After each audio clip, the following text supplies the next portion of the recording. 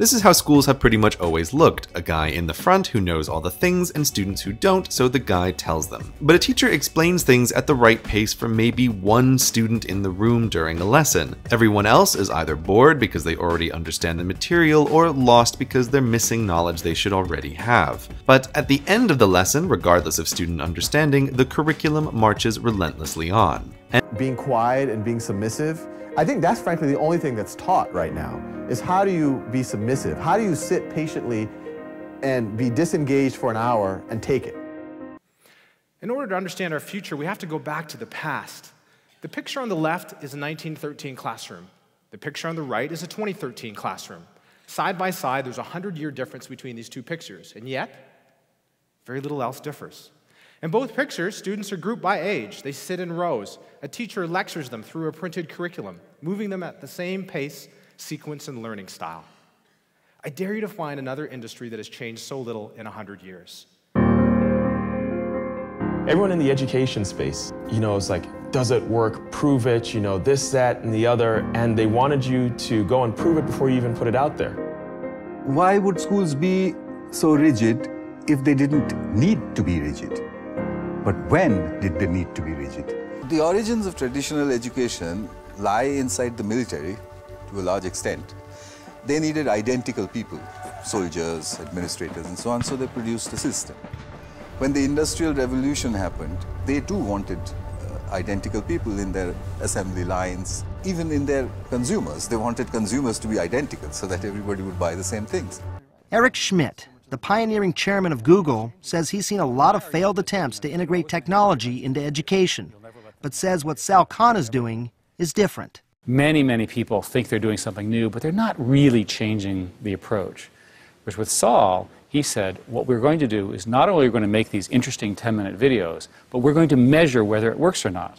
He was the guy to sort of make this happen? Why do you think it was him and not some person who was an educator or who had a background in this area? Innovation never comes from the established institutions. It's always a graduate student or a crazy person or somebody with a great vision. Sal is that person in education, in my view. He built a platform. If that platform works, that platform could completely change education in America. But isn't cheerleading the internet the same thing I was complaining about before? New tech doing old things just with more shiny? But the cost to access the internet is only going down, as is the cost to make stuff for the internet. And that leaves YouTube as a library of video, not a tutor like Aristotle. But you can build on top of YouTube, and what I see coming is this: Digital Aristotle for Everyone. A computer program that tutors students individually by pulling from a library of videos like YouTube, a program that tests students on what they know and, more importantly, adapts to the way they learn over time by comparing the effectiveness of different videos and different tests to discover, scientifically, what works best. This isn't a fantasy. There are people building parts of this right now, even if Digital Aristotle isn't their explicit goal, and one of these places is the Khan Academy, which is more than just Sal's soothing voice. If this does not blow your mind, you have no emotion. Behind the website is incredibly complicated software testing everything about student learning, the effectiveness of different videos, different tests, and different ways of asking questions. Newton is a data mining and an adaptive learning platform. The textbook of the future is going to be delivered on connected devices. What that means is the incredible amount of data that students have always produced when they studied are now capturable and usable. So Newton, and any product built on Newton, can figure out things like, you learn math best in the morning between 8:32 and 9:14 a.m. Coursera is a social entrepreneurship company that enables the best universities to take their best courses and put them out there. And we started working on a company called Udacity, which some of you might know, that puts massive open online classes, thank you, online. Our first class had 160,000 students. Our Introduce CS computer science class just surpassed 300,000 students, which means this class last year taught more students computer science than all professors in the world combined. So Sal actually came to Google and actually sort of explained his model, and a number of us were part of it. And the most interesting thing that has become sort of the overall narrative is the inversion of the classroom. Can you explain that idea, and does it really work? Yeah, so this Los Altos thing ended up working wonderfully, especially in the early days. We didn't have the data in the early days, the test score data, but we anecdotally, famously, the kids didn't want to go to recess anymore. It was super interactive. The parents were the teachers were enjoying themselves. And I talked about even in 2007, 2008, I did get emails from teachers who were saying, look, you've already given a competent lecture, an interesting lecture about factoring polynomials, or how does meiosis work, or why does borrowing make sense, or who knows what it might be. I don't need to give that lecture anymore. Students can watch it at their own time, their own pace. They get the benefits that my cousins had. If you're in an algebra class and you forgot how to add fractions, you will not raise your hand and say, excuse me, I forgot how to raise. Now you can do it without any shame. And then they could use class time for actual problem solving. So what used to be homework, problem solving, can now be done with the context of peers and your teacher. You have people to help you. By helping other people, you'll learn more. And that used to be that one pace, very passive lecture, could now be a somewhat more active lecture. You could pause if you don't understand a term, watch another video, remediate. Well, that's great. Now we can take it even further with every student learning at their own pace. What was interesting about the first results, and I remember this very clearly, was you gave the example of little Johnny or whatever, who got stuck on a particular kind of fractions and loses the rest of the year because that building block is needed for the subsequent work. Yeah. And so there's evidence that in traditional learning, the kid gets stuck and they never catch up. Yeah. Whereas in your model, they take a little bit extra time because it's hard for them for whatever reason, and there is data that indicates that they ultimately do better than the median. Yeah, no, that's extraordinary. But this introduces, I think, an interesting opportunity to switch things, and that is switching the grading or switching the measuring. Today, what we do is we focus a lot on measuring the kids, the students, determining whether or not they're any good. But if we have a process that pretty much says that if you follow the process, everybody gets to the same point, unless there's something fundamentally wrong, it seems that we ought to be flipping the grading and focusing more on testing and grading the teaching system. Because we know what the end result will be for the students. The students will all know the stuff. The question now is, how effective is the teaching system at getting them there? How quickly can I get them there? How pleasant can I get them there? So can we see in the future a flipping in the testing away from testing the students to testing the system? Yeah, and obviously, well, I think there will be interesting things there because you get a much richer data narrative, Pierre.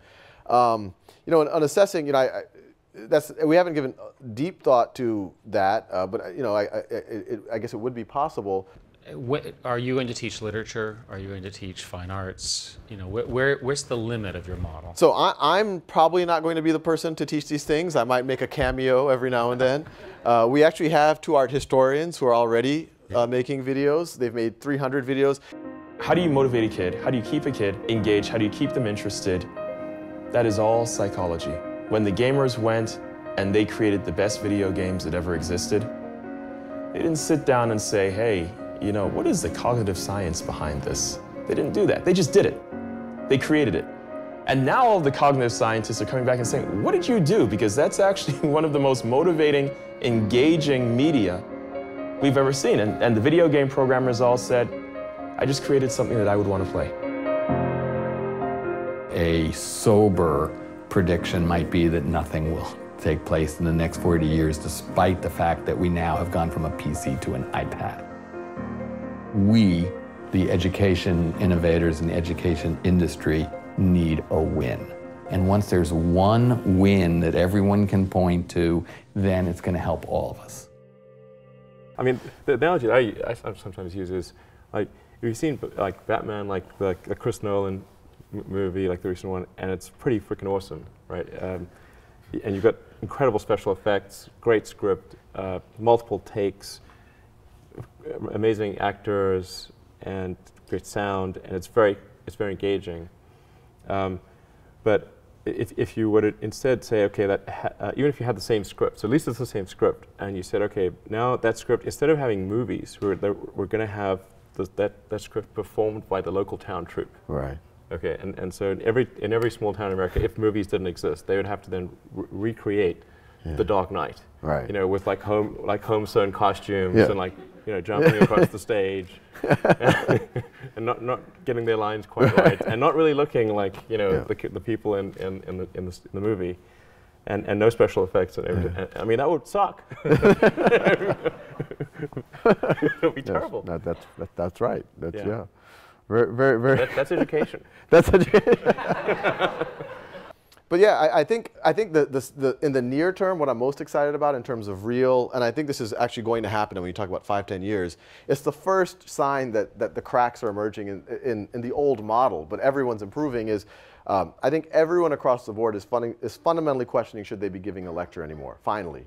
I was on a panel with John Hennessy of Stanford, and we hadn't talked about it or anything, but he on stage said, look, we're seriously looking at whether we really need to give any lectures anymore. That when people gather together, it shouldn't just be like taking notes and you don't know the other people in the room. It should be interacting with each other. It should be getting help from the professor and the TAs and everybody else. So teaching will no longer be a performance art? Unless you have a YouTube channel. I would encourage you to consult the leader of the Chicago Teachers Union as to timing. So let me explain how revolutions work. Revolutions destroy the perfect and then they enable the impossible. They never go from everything is good to everything is good. There's a lot of noise in the middle. If we look at the music business, first it destroyed the record label business, the internet, and only now is it enabling independent musicians to get heard. Education tends to move in stair-step functions in terms of change, so when it does change, it explosively changes. The way we solve interesting problems is we fail and we fail and we fail and we fail until we succeed. And if you talk to people who have succeeded, what they almost all have in common is that they failed 100 times before they succeeded. And that what separates them from people who aren't successful isn't that they succeeded, it's that they failed more than the other people did. But you say you didn't expect the company to be successful, then why try? If something's important enough, you should try, even if the probable outcome is failure.